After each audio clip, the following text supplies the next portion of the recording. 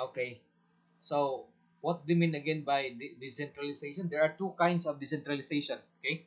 It refers to the decentralization of the administration and the decentralization of power. Okay. So this is actually basic in local government administration. Okay, so what do you mean by decentralization of the administration? It occurs when the central government delegates the administrative powers to the political subdivision. Okay, refers to the LGUs in order to make it more responsive. Okay, why? Because they observe that the government cannot really fully implement unless that power of administration must be delegated. Okay? So how about the meaning of decentralization of the power? It is the abdication of the political power in favor of the local government units, okay, declared to be autonomous regions, making the latter, meaning the LGU, more accountable, okay, and they're no longer accountable to the national government, okay, but to its constituency.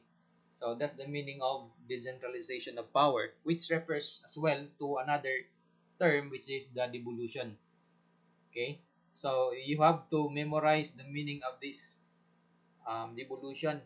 Okay, because in checking sometimes they will not read the full extent. They only look at the keywords. So what is the keyword in the devolution? It is an act by which the national government confers power and authority upon the various local government units to perform specific functions and responsibilities. So it is enshrined in the 1987 Constitution, giving the power to the local government units. Okay, and the meaning of local autonomy, it simply means the decentralization. So when you will be asked what is the meaning of local autonomy or principle of local autonomy, you can simply put there the decentralization.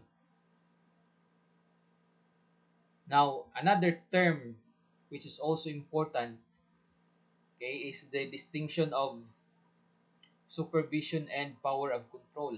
Okay, so normally, many times, the problem in the local government unit is the distinction between the power of supervision and the power of control.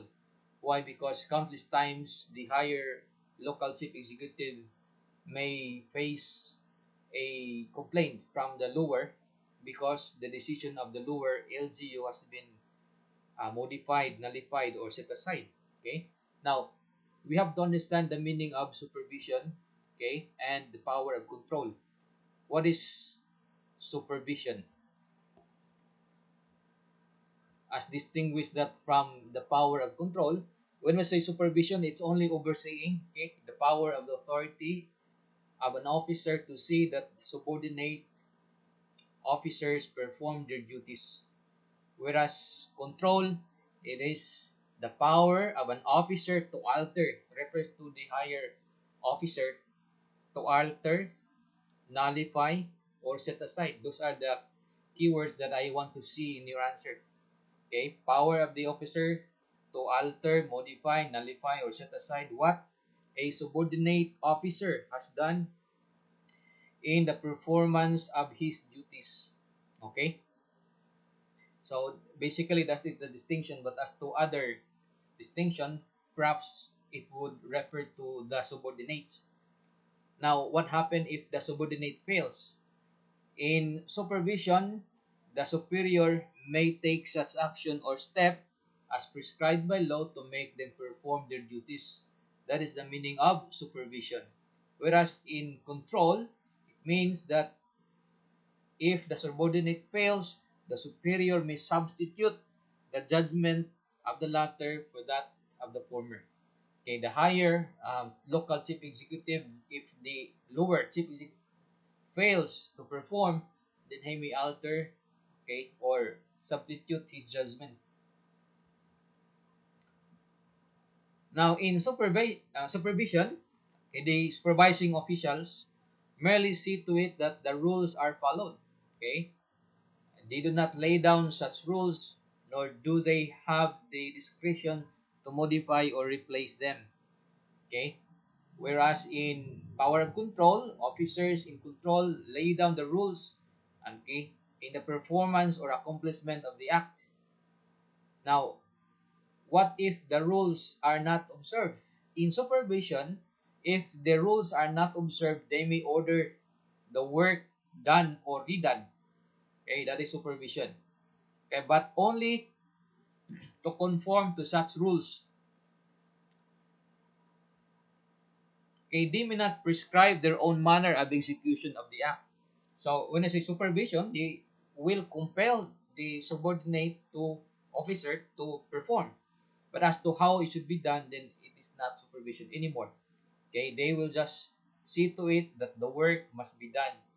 Whereas in control, if these rules are not followed, they may, in their discretion, order the act undone or redone, okay, by their subordinates, or even decide to do it themselves. So if the subordinate will not perform their duties, then he can do it by himself.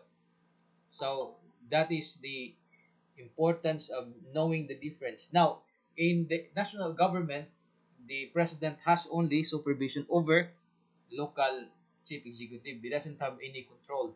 So know those criteria to determine whether there is a supervision or control.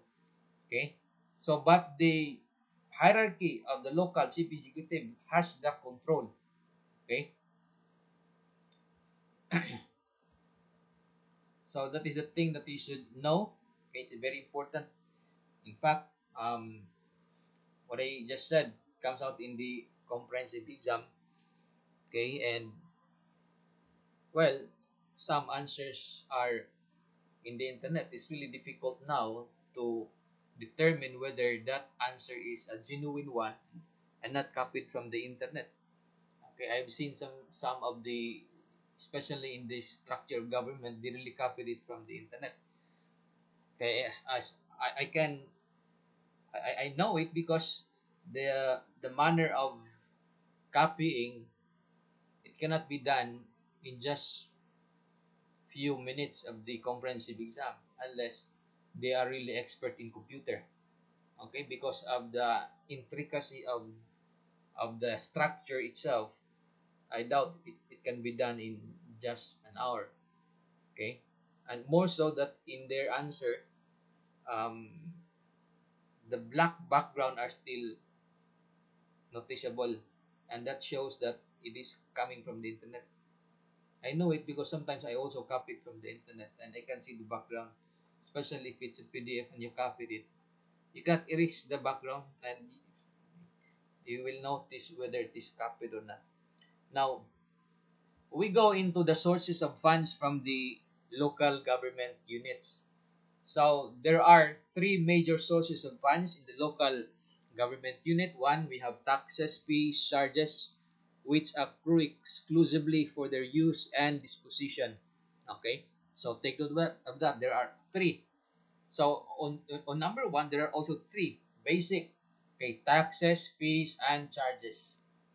Okay, so they can use it and dispose it exclusively. Okay, they also have the share from the national taxes, which shall be automatically and directly released to them, and it cannot be delayed. Okay, it is an automatic appropriation. Okay, so national taxes which shall be automatically and directly released. Okay, cannot be subject of an injunction. Okay, no, it cannot be because government relies the services, the people relies the services from the government, and that services can only be there are services, there will be services if there is a budget from the government. Now, the last sources of the LGU fund is the equitable share in the proceeds from the utilization and development of the national wealth and resources within their territorial jurisdiction. Okay, so if there are mines, for example, coming from that territory or LGU, they are entitled to that. There is a computation in the local government code as to how much. Okay, so if you read the LGC or the local government code, there is a corresponding share. Okay, like 1% or 30% of that will go to the LGU. Now, what is the national share? We call it as the internal revenue allotment, okay, or the IRA. Okay, the local government units shall have the just share as determined by law in the internal national taxes, which shall be automatically released to them. Okay, so the general rule is that the LGU shall have the 40% share from the national internal revenue taxes based on the collection of the third fiscal year preceding the current fiscal year. So, what do you mean by that? 3 years prior to the current, that's the basis of their 40% share from the national government. And what is the source of that national internal revenue? From the collection of taxes from all sources within and without. Okay, within the Philippines, and when I say without, outside the Philippines. So generally, whether you are resident alien, non-resident alien, resident citizen, non-resident citizen, or non-resident alien engaged in trade or business in the Philippines, all of its income in the Philippines are taxable. Okay, so if you are the exemption is that if you are a resident citizen, your taxes will be both from within and without, and the tax base is the net income. Okay, the net income and net income, meaning the basis of your tax where will you get the tax. So and it's also graduated. Okay, meaning when you say graduated, it is based on the status. Okay, right now there's no more distinction, right? It's based now on your salary. Okay, so if your salary falls into that, then there is a corresponding tax, and that is found, I think, in the Internal Revenue Code somewhere in section, and it's in the middle part. Okay, I cannot point exactly the specific section. Okay, so of course, some of you know already how to compute your tax, right? If you look at the tax in the tax base of the National Internal Revenue Code is graduated, meaning if your income is this, and then with all the deductions, if you are an individual taxpayer, you are not entitled to deductions, but you are entitled to exemptions. Okay, but for corporation, they're entitled to deductions, but no addition um, exemptions, because the formula of tax is a gross income from whatever source less deductions and personal exemptions. Deductions refers to rents, for example, um, taxes that you paid to the employees.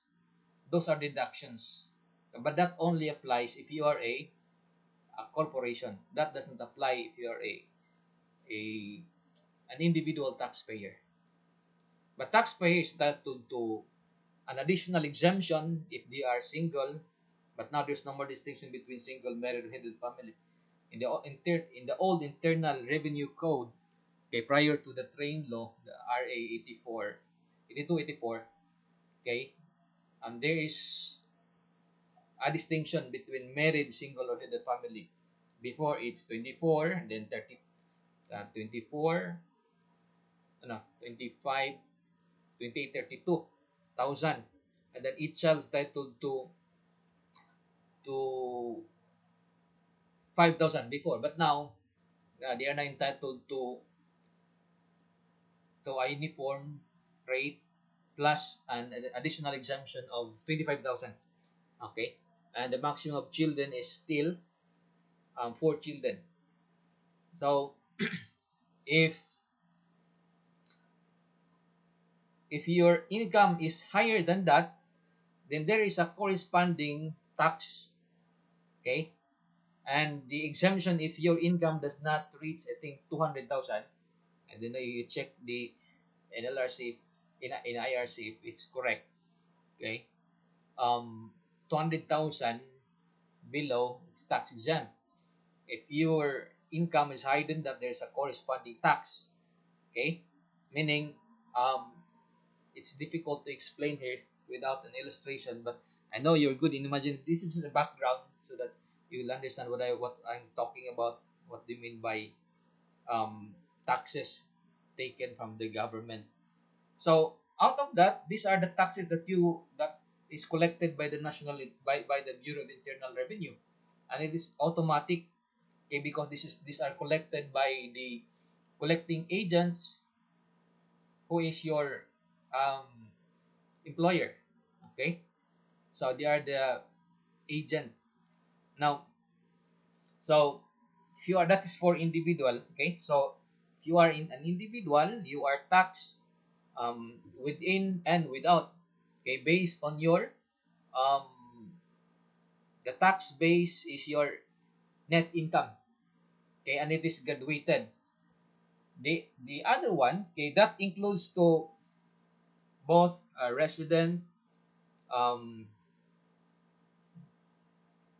resident citizen, non-resident citizen. Okay, and when we say non-resident citizen, okay, these are citizens as well in the Philippines, but they work abroad. Okay, now still their tax is the net income. Okay, and based also on graduated. For aliens, resident aliens, meaning they are foreigners but they stayed in the Philippines, they are still taxable. All their income is taxable, and the base is still net income, and that the tax base. The tax schedule is graduated still based on their income. And the last is the alien not engaged in trade or business. What do you mean by alien not engaged in trade or business? Okay, meaning they do not have any business.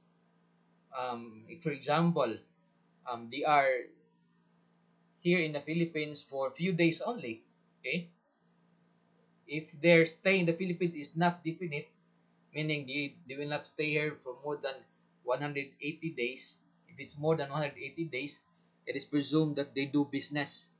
Okay, so if their stay in the Philippines is only few days, like for example, having a concert in the Philippines, automatic they are taxed based on the gross income, and the tax is a final tax. It's not a graduated. Okay. Okay, when I say final tax, automatic 25% of that gross income will be withheld by who? By the employer or the one who gives them the money. Okay, so that is the tax that will be collected by the government. Now, for import and export, still will be collected by the Bureau of Customs. So it's a big amount because no one can escape. If you escape, you will be held liable for tax evasion. Okay, you've heard of many actors and actresses who were charged for tax evasion, and it may be also committed by not declaring the true tax, still fall under tax fraud. Okay, because when you submit to the BR your income, you are allowed to submit a self-assessment, meaning you are going to self-assess how much tax you have to pay. And if you will not declare a true tax, then the BIR will know. Okay, there will be notice of deficiency or deficiency assessment, meaning the lacking and they will know it because of the receipts that you also send to them. Okay, that's why it's also important to get a receipt, because it is the proof that that seller or businessman pays um, their taxes to the national, to the government. Now, what is the exemption of that general rule that there's a 40% share from the national internal revenue? When the national government incurs an unmanageable public sector deficit, the president is authorized to reduce the IRA to 30%. Okay, and what are those exemptions? Like having a pandemic, maybe a ground to declare that instead of 40% will be paid directly to the local government, they will only their share will be 30% only. Okay, so but still it needs Congress to lower down the 40% share of IRA. Okay, so if you think it, probably it may be impossible, because especially now during election they need money.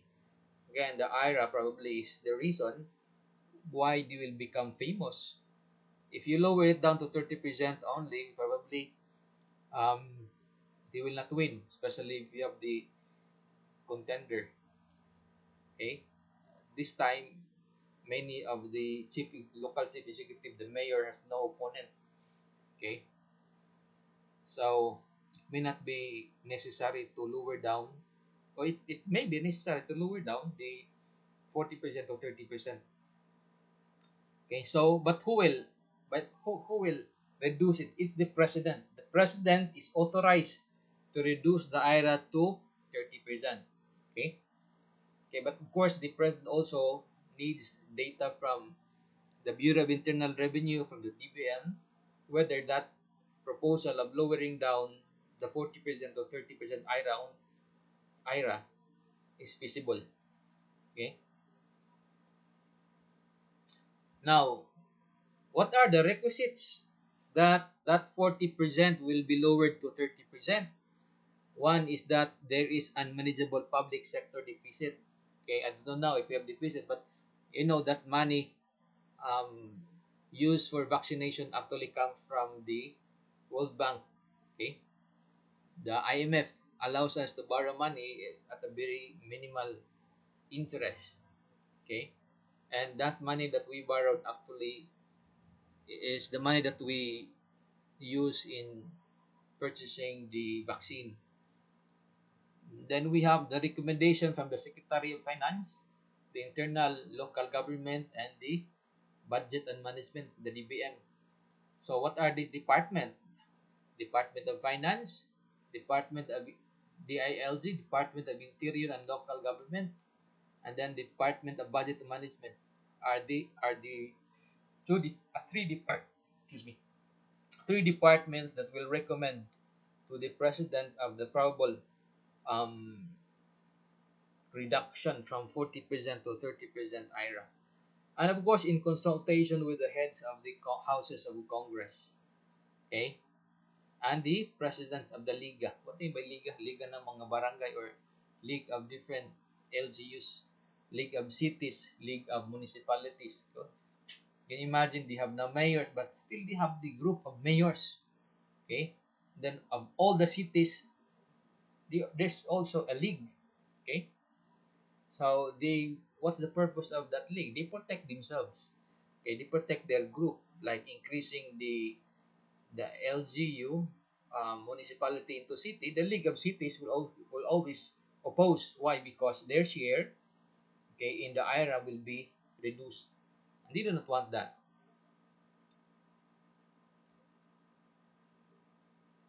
Now, what do you mean by automatic release? The share of each LGU shall be released without need of any further action. Okay, directly to the respective treasurer on a quarterly basis within 5 days after the end of each quarter. Okay, and which shall not be subject to any lien holdback rather, that may be imposed by the national government for whatever purpose. So it's automatic. Okay, as I explained, the services is needed. It should not be delayed. Okay, that's the purpose of the automatic release. So now,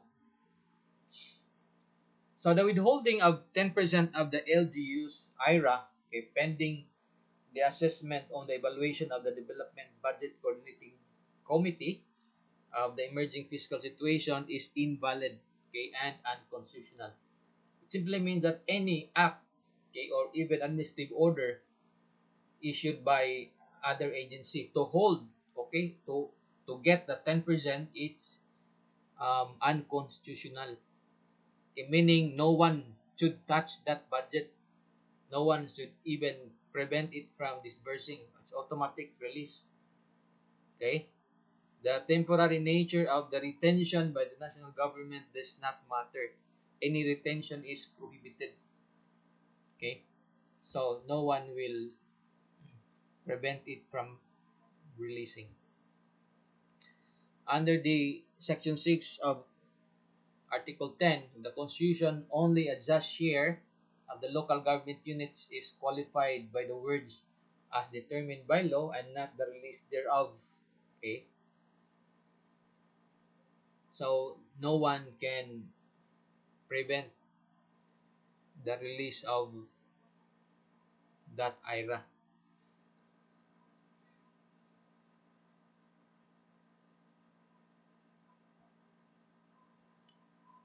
Now, in Section 27 of the Local Government Code, okay, there is what we call as the prior consultation.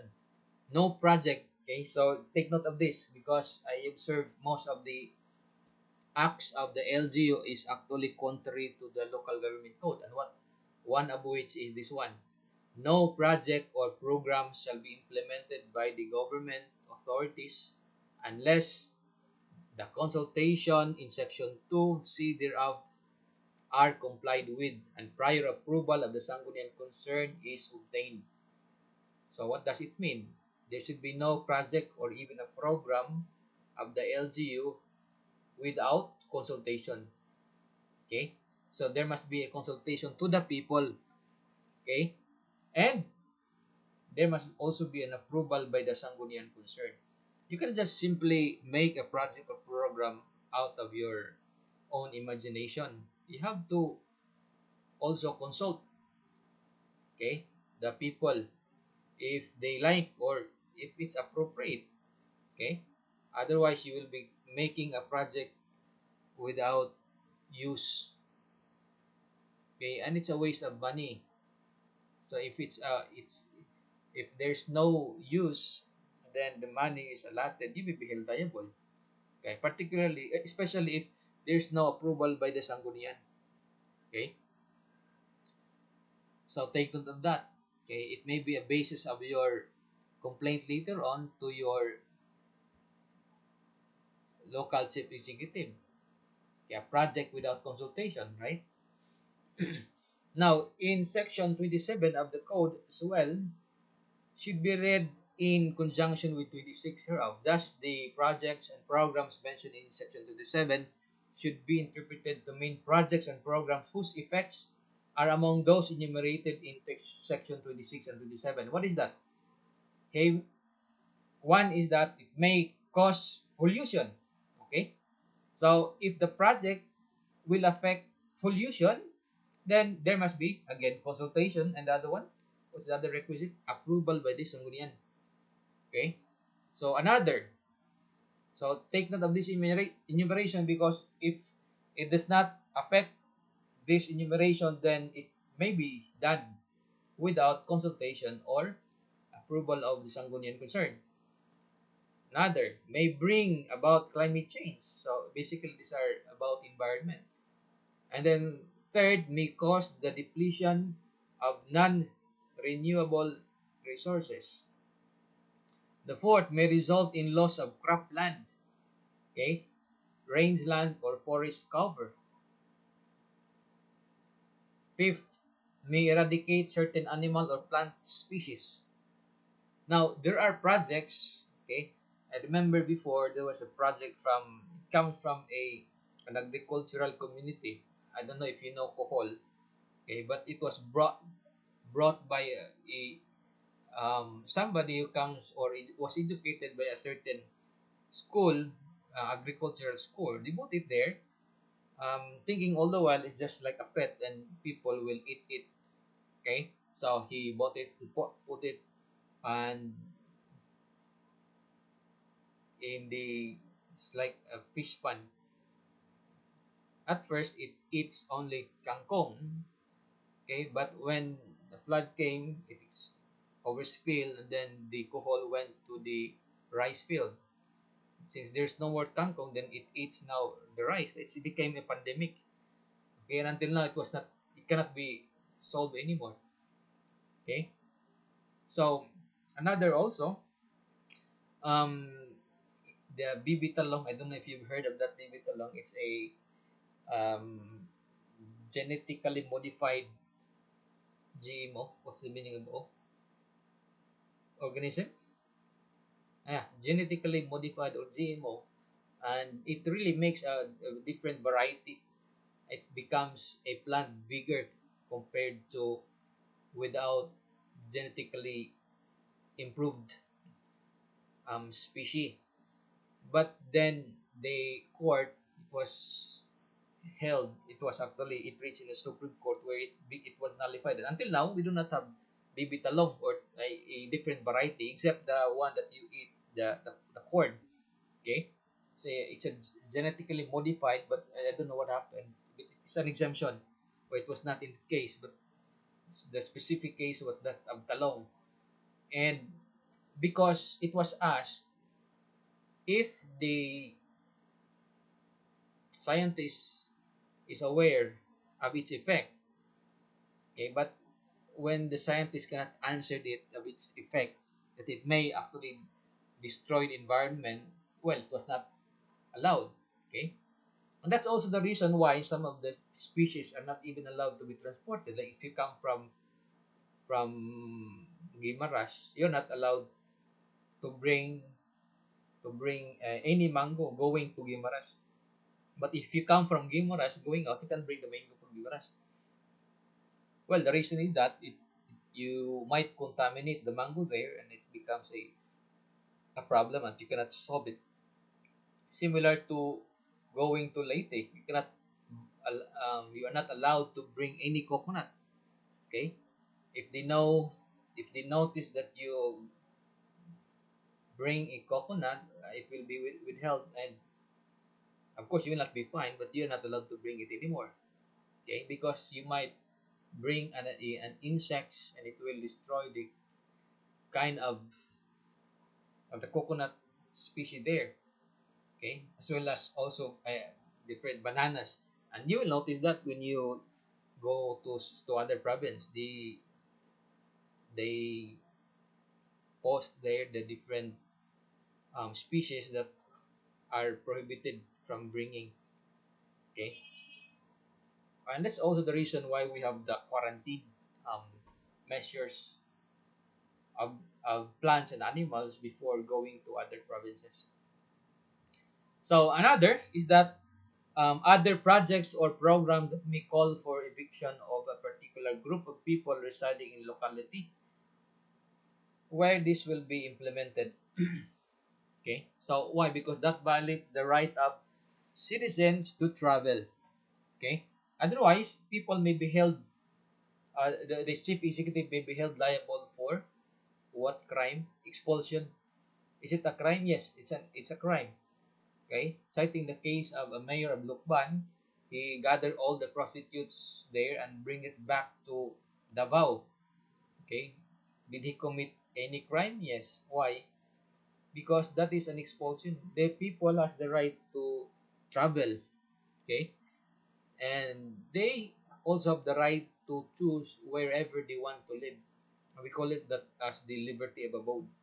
These are basic, but as local chief executive, and some of you might soon become an officer, you should know this one.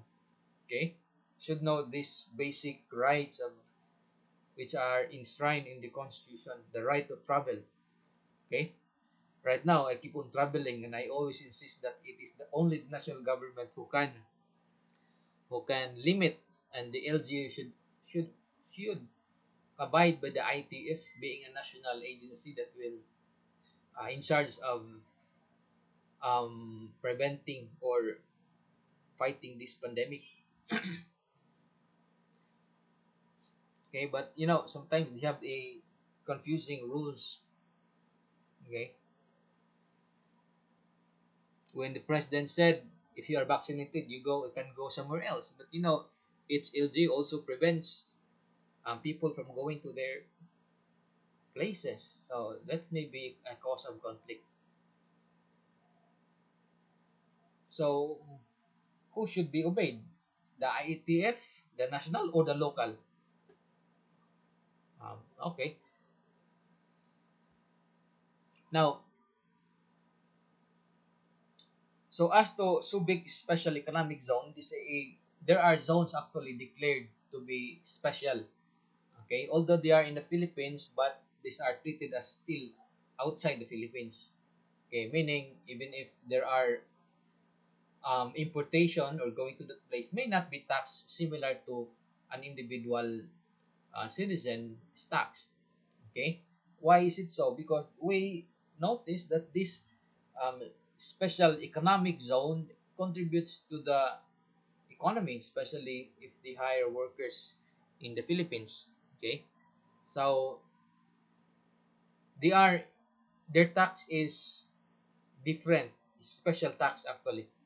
Okay, so consultation are not required when the very law u- unambiguously provides that LGUs do not retain their basic autonomy and identity when it comes to matters specified by the law as falling under the powers. So what they mean by this, the projects of a special economic zone may not be the same as that of ordinary project, because these are treated as special um, projects created for special purpose. So if that special entity, if you do not know how it should be treated, then perhaps it's better if you read their bylaws. Okay, or the I mean the act itself that creates it, the law that creates it.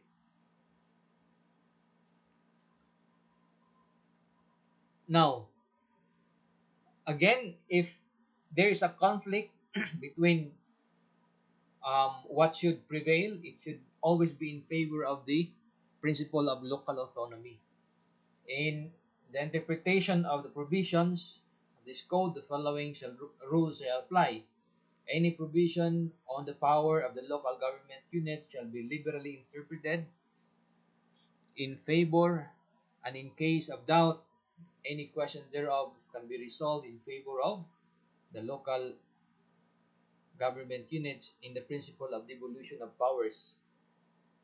So any fair and reasonable doubt as to the existence of the power shall be interpreted in favor of the local government unit concerned.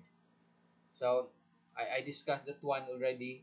Basically, if there's a conflict as to what should or who should prevail, is it the national or the local? It should be the local. It will be interpreted in favor of the local. Now, in case of doubt, any tax ordinance, meaning the local government units may actually impose their own local tax ordinance, like collection of taxes. Then they're going to make their own tariff.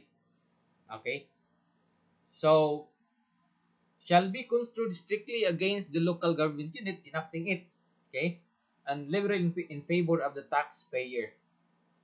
Generally, if there's a conflict between the government and the taxpayer, the interpretation should be in favor of the taxpayer. So even if we say that it's always in favor of the local government unit, but in case of a tax ordinance where the law is imposed against the taxpayer, that the interpretation of that law should be in favor of the taxpayer. Any tax exemption or incentive or relief is granted to local government unit pursuant to the provisions shall be construed strictly against the person claiming it. Similar rule applies actually to the national government. If you claim that you are exempt from tax, okay, normally if the tax is so, it's a big amount, most of the businessmen will go to Congress and let somebody sponsor that they will be exempt from tax, because you will be paying millions, and if you are exempt you will not be paying millions. Similar rule applies also to local government units. If if the tax ordinance is doubtful, or if there's an exemption granted, then it will be, although it will be interpreted against the taxpayer. Okay, so if it's an exemption, similar rule again applies to national. If you claim that you are exempt, the interpretation must be in favor of that government and against the one claiming the exemption. Why? Because of the lifeblood doctrine. We need we need tax. Okay, by the time the state exists, it has the power for what? For to defray the necessary expenses of government. What are these necessary expenses? For payment of to the for services granted by the local government units. Okay, to government employees who are diligent, allegedly unpaid, even during pandemic. Okay, so we have to be diligent. Okay, yeah, but that's why I'm trying all my best to know this new technology. I explored many things.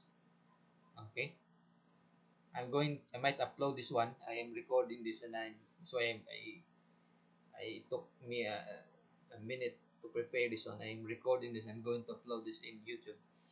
Okay, so that we have to share what we know. Okay, even for free. This one is not paid because I'm paid by government. So people might as well read this or watch me, and they will know.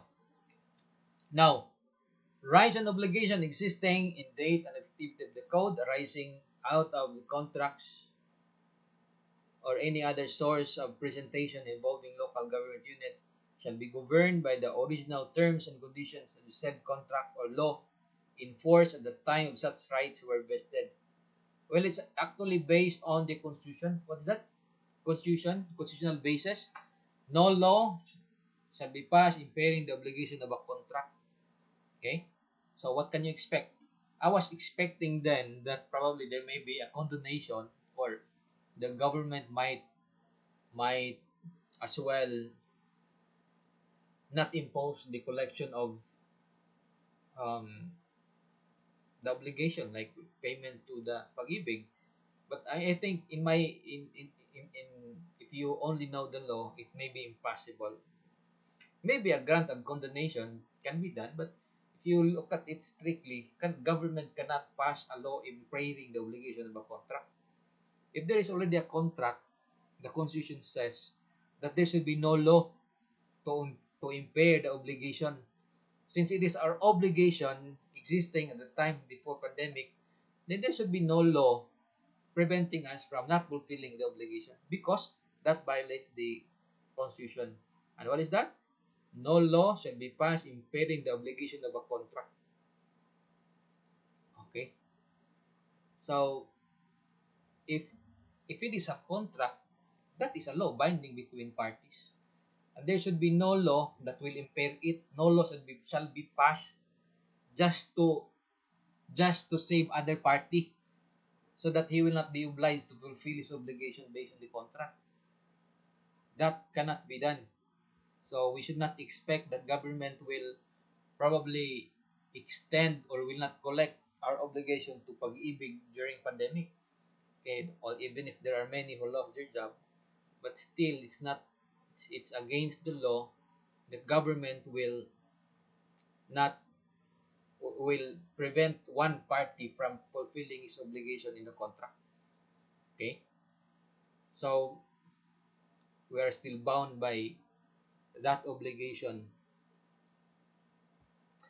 Now, powers of the local government units. Okay, so it's found, of course, in the Constitution. Okay, I would expect when you will be asked to to illustrate the government structure of the government. First, I want to see the 1987 Constitution at the top, and then there are three branches down there. There are three branches, or in between that executive and legislative, you can write there the ombudsman, okay, because it is not under executive or legislative branch, okay, because it's created by the Constitution, okay.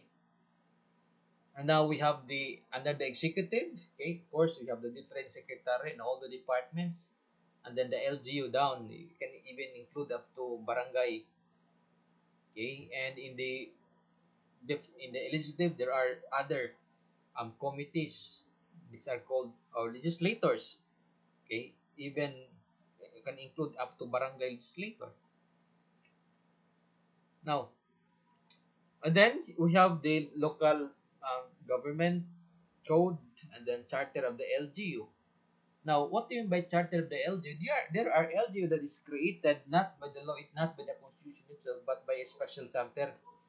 Okay, we call it as that um, they are governed by the charter, meaning the law that creates it. Okay, so they will celebrate their anniversary on the time when the law was approved. Okay, and what governs them as to how it should be managed, it's always based on the law that creates it or the charter. The charter is the law. Now, there are four categories of the powers exercised by the LGU. We have the express, okay, and then we have the implied, and then we have powers necessary, appropriate, or incidental, and for efficient and effective governance. So, outside of that, if it's not within that, we call it as the ultra vires. Ultra vires is as I explained comprehensively last time, no? Okay, so powers essential for the promotion of the general welfare.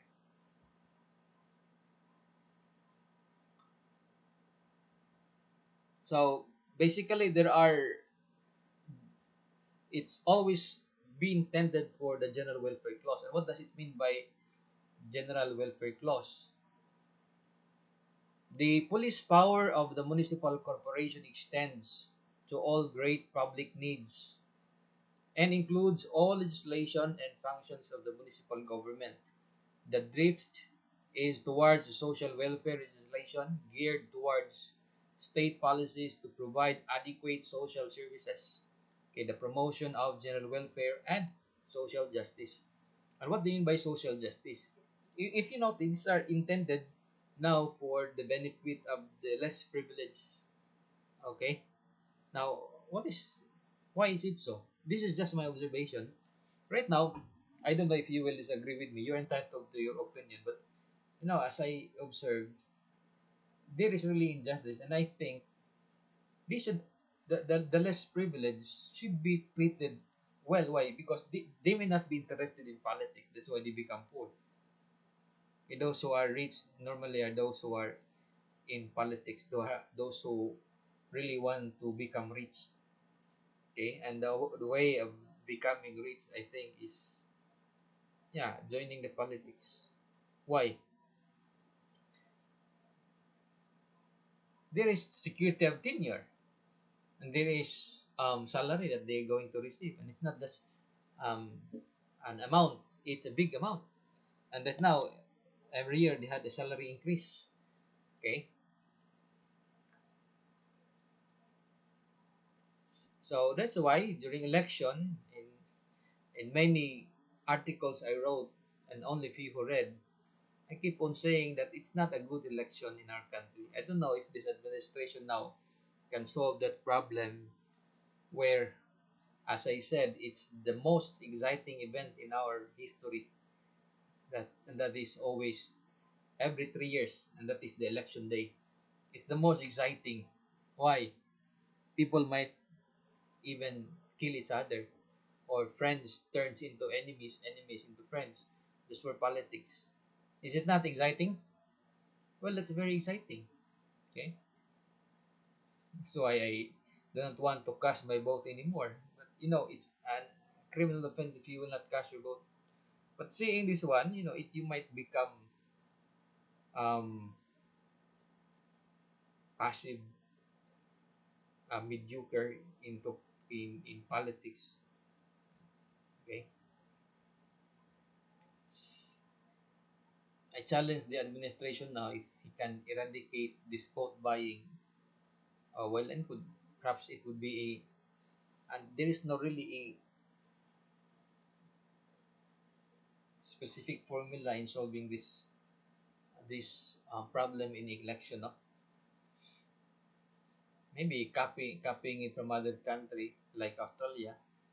And what they heard is that if you really want to become an official, you have to safe portray. Okay, present your platform of government. If they allow, if you are, if they approve your plan, they will vote for you. Okay, and if they cannot see that your plans are not fulfilled, then perhaps you cannot win in the next election. Okay, so in most cases, eh, the only project that perhaps our politician now is the road widening or rehabilitation of the road. That's why every now and then, if it's not, even if it's not, if the road is still usable, they will really clean it or um, make new project out of it, either putting an asphalt on a concrete road just for the people to see that they had a project. Okay, they cannot they cannot think of any other projects except that one that is visible, and that is the road. Now there are two branches of the general welfare.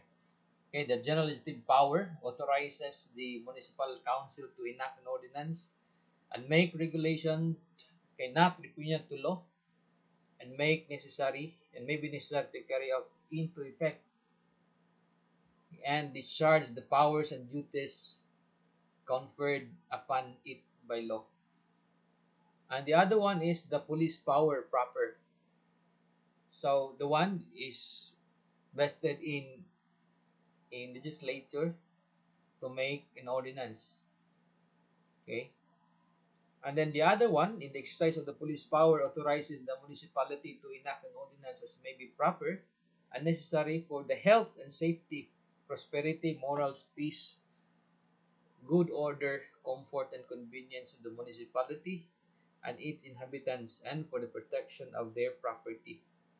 So that is one of the purpose or the meaning of general welfare.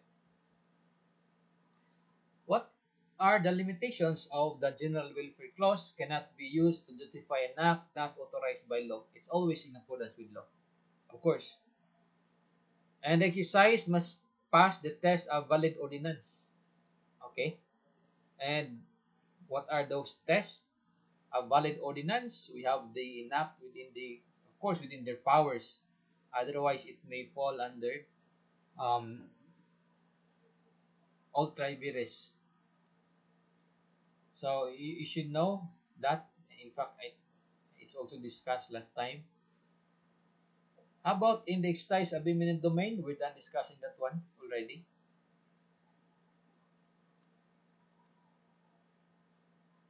So to summarize the eminent domain, okay,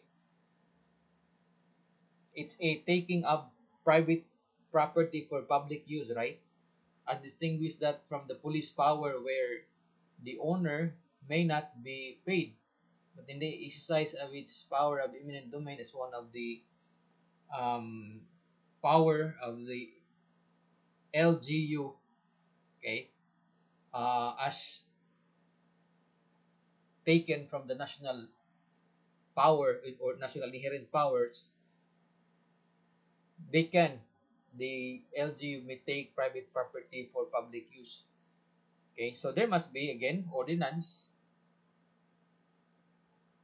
and then for public use, and there must be payment for for the just compensation based of course on the fair market value of the property at the time of the taking, at the time of the taking, and a valid and definite offer. So there must be again an offer.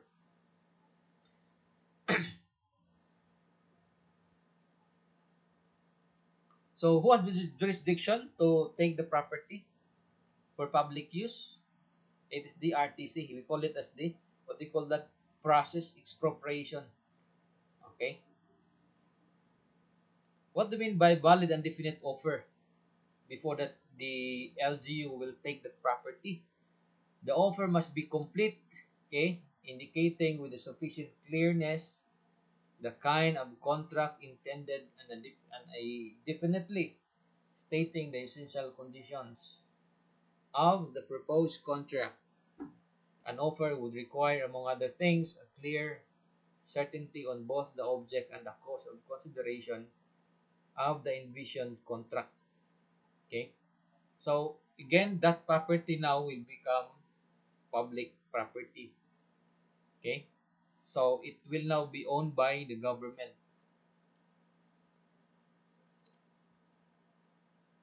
Now, what are the requisites in the entry of the LGU? The filing of the complaint for expropriation, okay?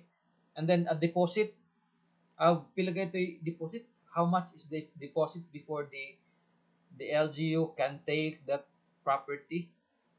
Okay, a deposit of 15% of the fair market value of the expropriated. Okay? So after that, there will be now a writ acquisition, meaning it will now be owned by the the LGU. Now, what when is the private land expropriated for particular public use and that purpose is abandoned? What will happen? Okay, what will happen to the property? It will become a patrimonial property. Okay, so the property will be used only for public purpose for which they are acquired. The property is to be returned when it is expropriated, or if it depends on the contract actually. Okay, like if the contract states that if we will no longer use, we're going to return this to you. But in the absence thereof, then it might become a property, private, a property of the LGU. Now, we go into the distinction. This is very important. You should know. Okay, national project is different from the local project. The expropriation of the LGU is different from the national expropriation.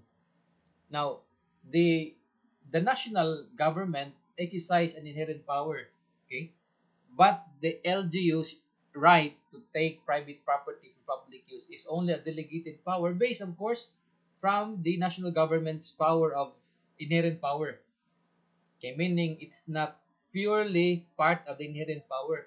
It's only a delegated power, being a subject or a subordinate of national government. Now, in national government, there's no law is needed. No law is needed. They can take private property without a passage of a law.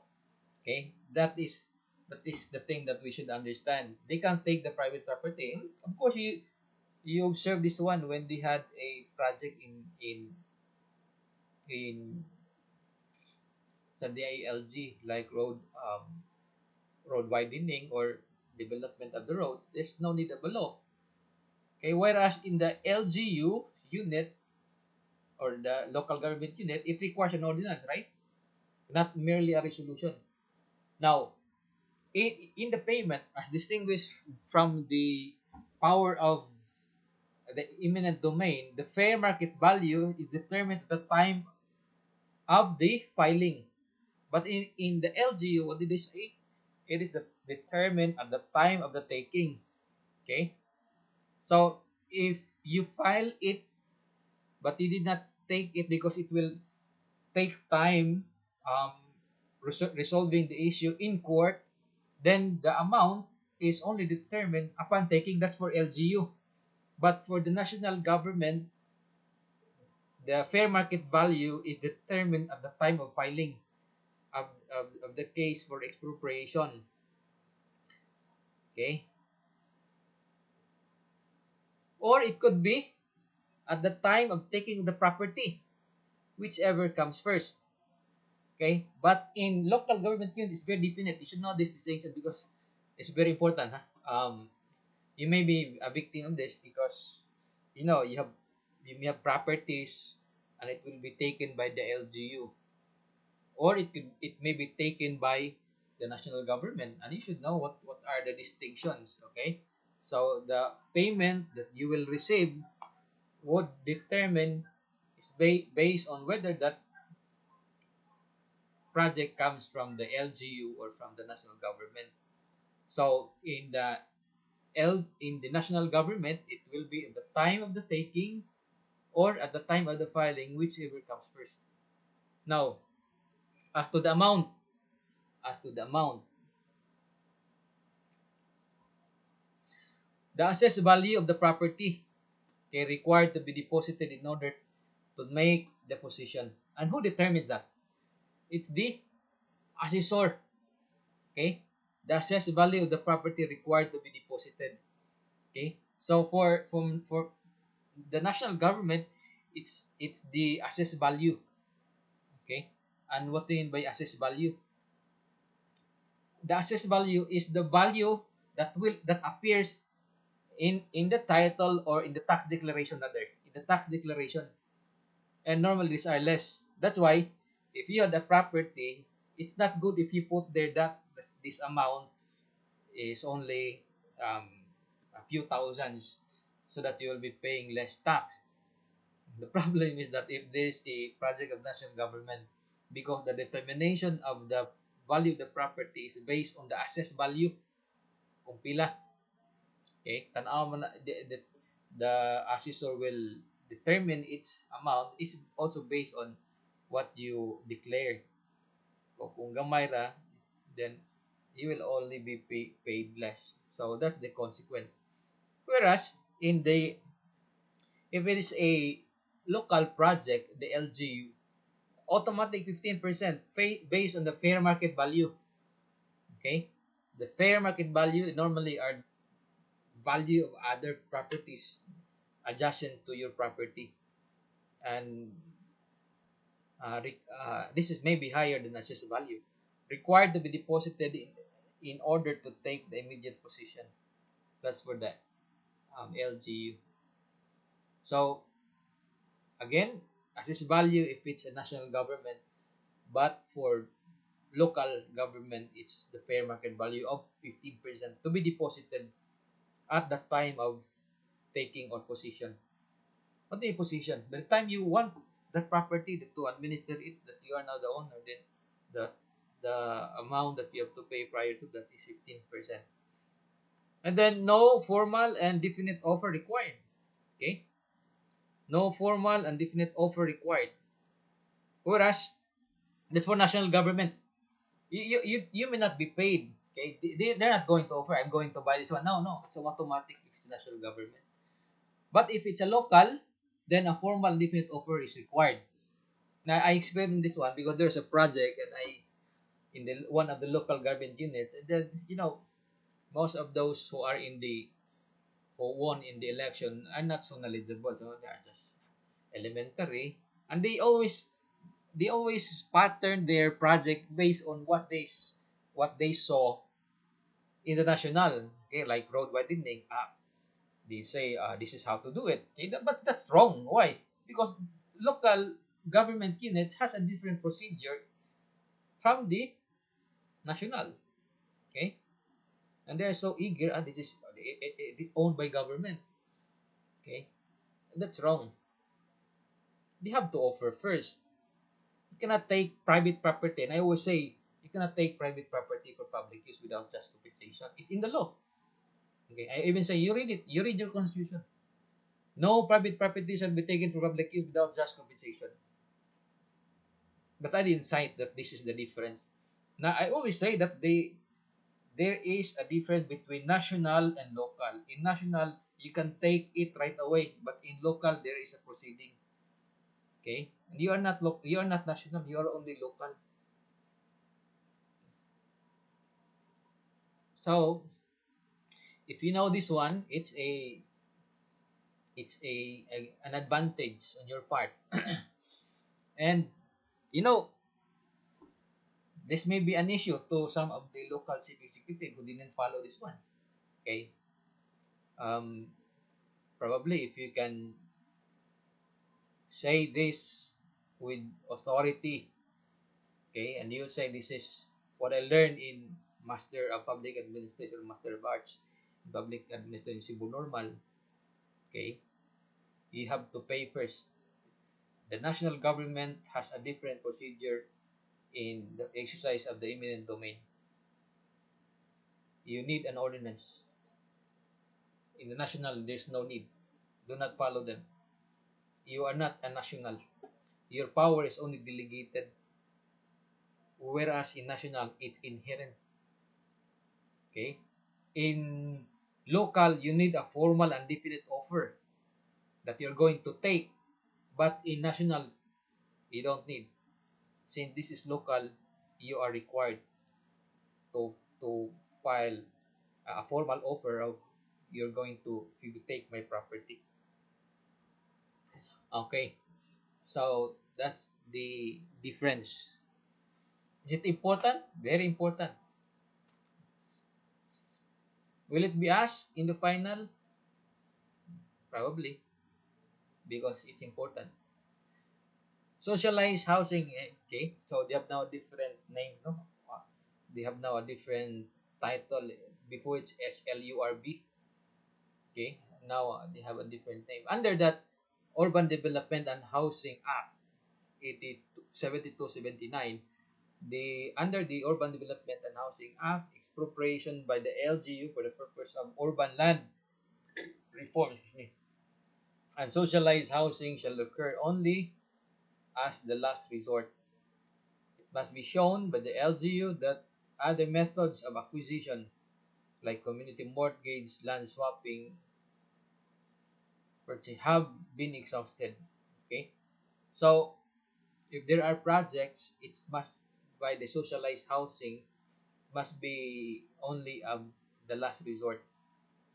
Okay, if it's impossible to take the private property, then Urban Development and Housing Act may be allowed. Now, into the question of reclamation, okay, we know that lands in the foreshore and timberlands is it beyond commerce? Maybe beyond commerce, right? Now, what's the rule? In law, if you read the Constitution, it's only Congress who is allowed to reclassify lands. Okay? Meaning, if the land is timber, it's only the Congress who can reclassify it to make it a residential or a commercial land. Okay? But that power of Congress, there is a law authorizing now the LGU to um, to determine whether the land is appropriate now for reclassification. Okay. Now, if all other methods have been exhausted and expropriation to continue, the LGU shall acquire the land for socialized housing in the following order. Okay, government lands. First, if there's a government land, may be utilized for socialized housing. And what do you mean by socialized housing? There is a specific amount and size to be qualified as a socialized housing. Okay, and the value, I think, not be higher than 2 million, or not, I don't know a specific amount, but probably it's less. And then it's not, it may be a subdivision, but should it should be not in a single detached, or in a luxurious hotel or a condominium. Okay.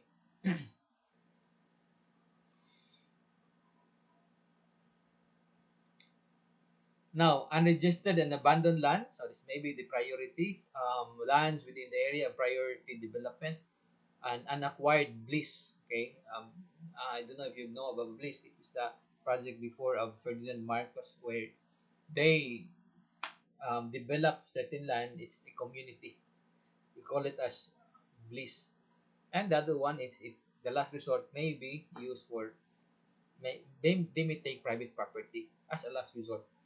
Now, furthermore, lands of small property owners are exempt from expropriation for purposes of socialized housing. Normally, these are big lands, and normally not um, studded with houses or resident houses,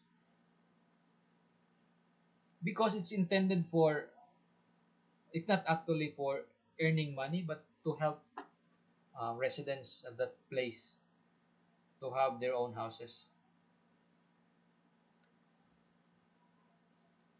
So what do you mean by small property owners? Okay, they are owners of a real property which consists of a residential land with with an area of not more than 300 square meters in highly urbanized cities and 800 square meters in other urban cities. They do not own real property other than the same. We go to the taxing power. I discussed briefly of that. Okay, they have their own sources of revenue to levy taxes, okay, fees and charges subject to such guidelines and limitations as Congress may provide.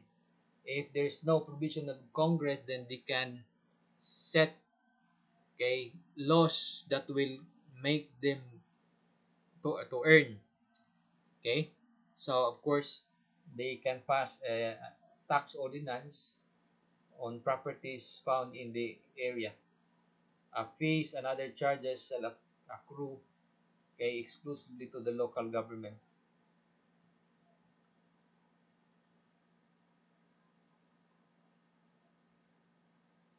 So there are guidelines for tax, right? Okay, must be uniform, and it should not be confiscatory, meaning if it's higher, then if it's lower, then it's not tax but probably a permit or license. So to distinguish license from tax, generally, if it's only a minimal amount, then it is license. It's for the purpose of regulation, whereas the purpose of tax is for collection. It may be higher than what is imposed. Okay, so that's how to distinguish it. So revenue shall inure solely for the benefit of levying the LGU. Okay, its LGU, as far as practicable, shall involve a progressive system of taxation.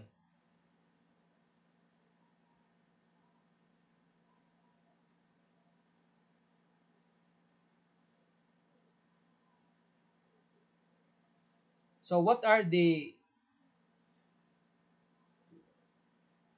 limitations of the taxing power of the LGU? If there are taxes already imposed by the national government, then the local government unit cannot tax it anymore. Otherwise, it will fall under double taxation. And what is double taxation? Taxing the same persons, taxing the same thing, subject matter, over the same subject. have the same authority, so, ex- taxing the same with the same with the same local jurisdiction and the same taxing authority. And that is why there are treaties entered between government and another country. Normally, it's for the imposition to avoid rather imposition of double taxation. Okay, most of the treaties entered by the Philippines is on tax treaties, and the intention is to avoid double taxation. That is not allowed, while the other one, as distinguished from the indirect duplicate taxation, which is allowed, if those three are not present, like same subject authority, same subject matter over the same period, or taxing the same taxing period, if it is not falling under that three, or that same person, authority, subject, within the same period, then it is not really illegal. It may fall under indirect duplicate taxation, which is allowed. Okay.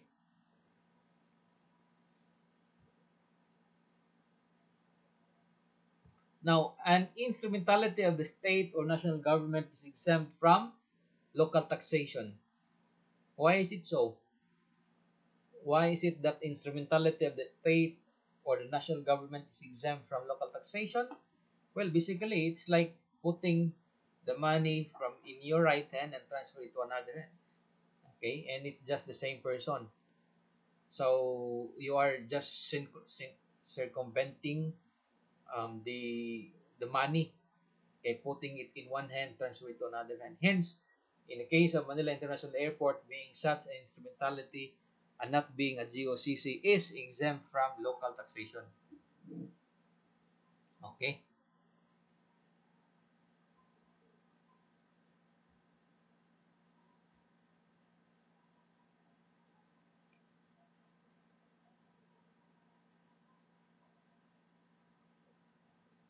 Now, for the closure of roads, okay, if it's national, it can only close temporarily. But for local, they may close the road temporarily or even permanently.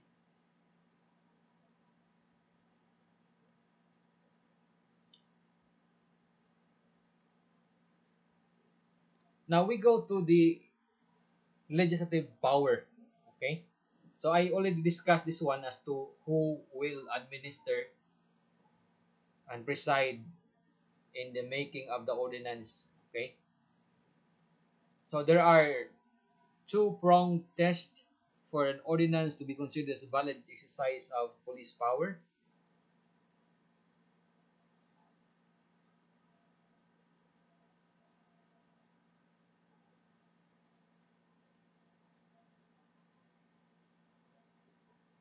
I discussed the distinction between ordinance, right, and resolution. Okay, ordinance considered as a law, resolution a mere declaration of opinion of the lawmaking body. Okay, ordinance on matters applying to persons or things in general, while resolution only applies to a specific matter. So in ordinance, it's a person or things that may be affected, while resolution only is specific matter. And an ordinance is intended to permanently direct and control, while a resolution is temporary. So remember that it's only temporary ang ang resolution. It's not a law. It requires third reading for the ordinance, but third reading is not necessary in a resolution unless decided otherwise by the majority of all the sanggunian. Now we go to the presiding officers. Now for the sangguniang panalawigan who presides the um, council or during the making of the ordinance is the vice governor. Sangguniang Panglungsod, Vice Mayor. Sangguniang Bayan, Vice Mayor. Sangguniang Barangay, it's the Punong Barangay. So remember that. The Punong Barangay also presides during the session of the barangay. Now, presiding officer shall vote only to break a tie. Okay? So take note. That's why even in a board of director, okay, there's no need actually of intending the it in the bylaws na diskuni ko sir kay nag-brown out. Okay.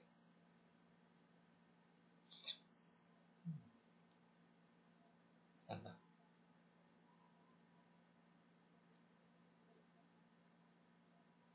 Now, there's no need really of intentionally making your board of directors or board of trustees or even councilors, because these are just the same. One is in private, the former is private, and the latter, the one I've said, is private, public.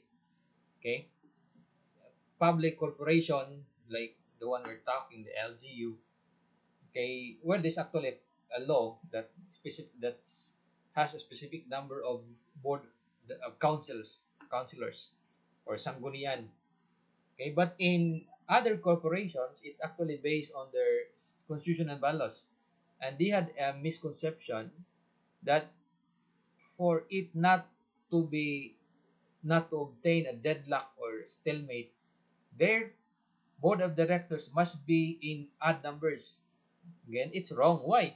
Because even if your board of director is even now in number, even like 2, 3, 2, 4, 6, 8, 10, it will not have any deadlock. Why? Because the chairman who of the board will not vote, similar to presiding officer, because in board of directors the meeting, the chairman is equivalent to the presiding officer. Okay, similar to vice mayor and punong barangay, the one I've said, will only vote during only if there's a case, in a case of tie. If there's no tie, then there's no need. It's not necessary for them to vote, for the punong barangay to vote. Now, similar to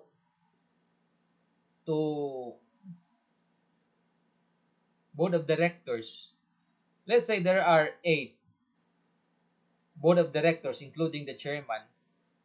If they vote, the majority is 8, and the remaining who may oppose is 7. So it's impossible to acquire to have a deadlock or tie or stalemate. Why? Because it's an even it's not odd. It's not equal. Why? Because the chairman will not vote unless there's a tie. But if, for example, there are even or there are odd, 3 in favor, 3 is against, it's a deadlock, right? But that's the time the chairman can vote. So still, there's no deadlock. So non-membership of an acting governor, a vice governor who is currently an acting governor is actually a quasi-governor. Okay, he's deemed a non-member of the Sanggunian for the time being and so cannot preside over its session. Okay, so if the governor is dead and you act as a governor, you are a quasi-governor. Can you preside? You cannot. You cannot preside because you are a governor. You belong to the executive branch now in the absence of the governor. So Sanggunian is a purely legislative power, can only be exercised by um, councilors or Sanggunian concerned. So an acting vice governor exercise now the executive branch and therefore disqualified to act as a presiding officer in the session in Sanggunian. The procedure for an election of a temporary presiding officer in the case of inability of the regular presiding officer shall apply in such case. So what they're going to do? They're going to what? Elect who will be their presiding officer. Now, in case of vacancy, of course, you know how to fill in, right? Normally, it always who caused the vacancy. If the last vacancy, if he belongs to a party, if he belongs to a political party, he will be replaced by the same political party that he represents. So it's the political party who will choose. Why is it so? Why? It's because the people wanted it that it should be that proportion, that there are um let us say four who will be the um opposition party. Okay, if the cause of the vacancy is the opposition party, then the opposition party will nominate to replace him in the council. Okay, of course there's a procedures provided for in the local government code as to who will choose, okay, the vacancy. There's even um, a provision there that the if it may be recommended by the Sangguniang, but the one who will appoint is still the governor. Okay, so there may be a conflict later on because the one who will be appointed by the Sangguniang may not be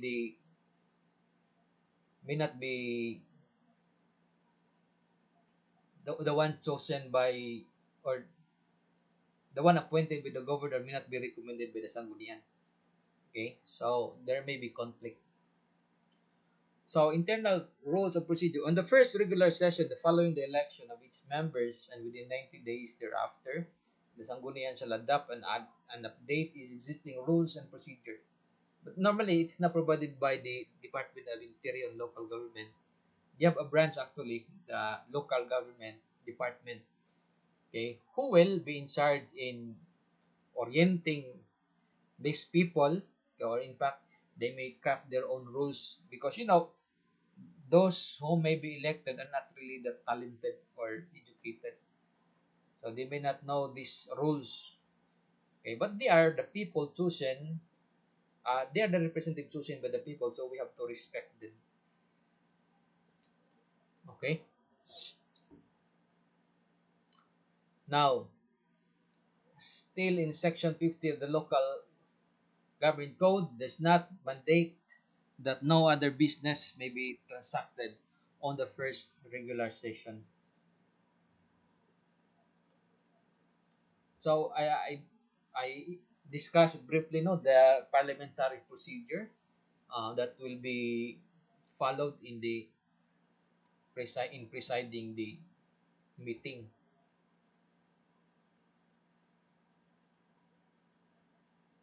So on the first session, they may organize themselves. Okay, they may elect their officers. Okay, create a standing committee and then order and calendar of business for each session. Okay, so that's the job of the secretary to prepare for the order of business. And this, when you say order of business, these are the matters that they're going to discuss during session. And then the process, of course, they follow the next one, the fifth, the parliamentary procedures, and they have to be very courteous. Not that if you are the enemy, you have to say a word that will really degrade you. As much as possible, do not mention the name, but perhaps mention the place that he represents. In Congress, they're not allowed to utter the name, Mr. So and so. No. They have to say, gentleman representing Tarlac or what, 5th district of Tarlac or whatever it is, 5th district. Okay? It may be polite, and you're not even allowed to use a finger to point. Originally, lawyers are not allowed to, are allowed, and their uniform is white Americana and a white hat as well, and a cane. That's the origin. because a cane is intended to point somebody who is accused rather than pointing a finger to the accused. It may be discourteous and it may cause a um, an insult. So at that time, they use only cane.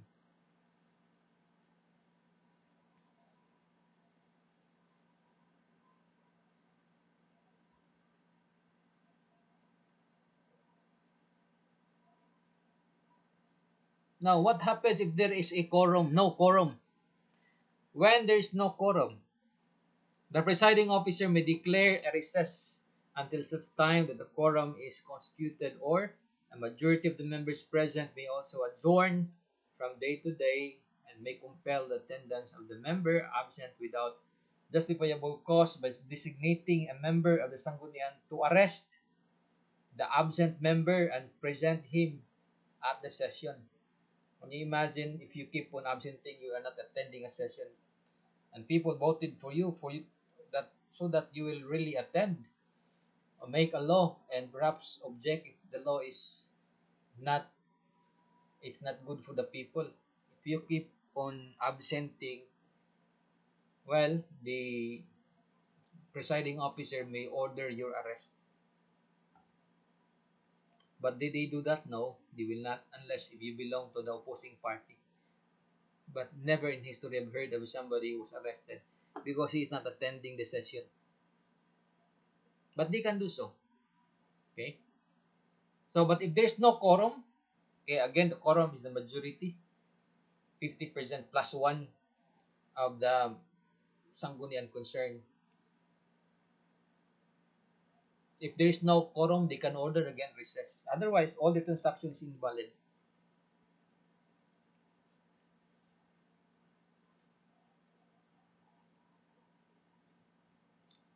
Members designated shall be assisted by the member or members of the police force in the territorial jurisdiction concerned.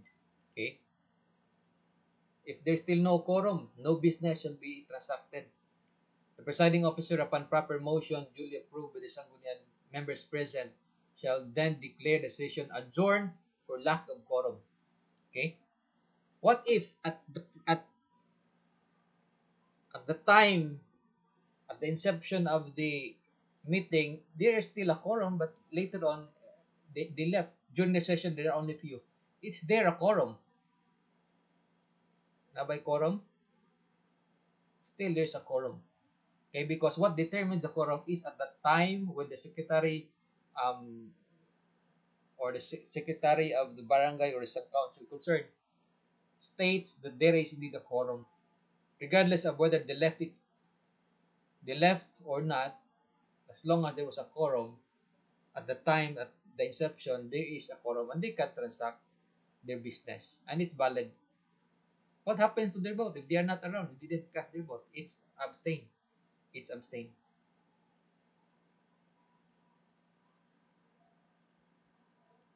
Quorum shall be based on the total number of members elected and qualified. The filing of a leave of absence does not affect the members' election to and qualification of members as of the local legislative body.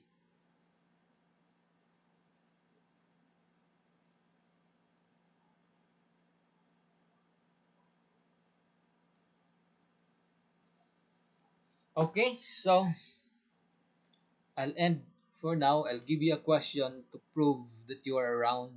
It's also a base of your attendance.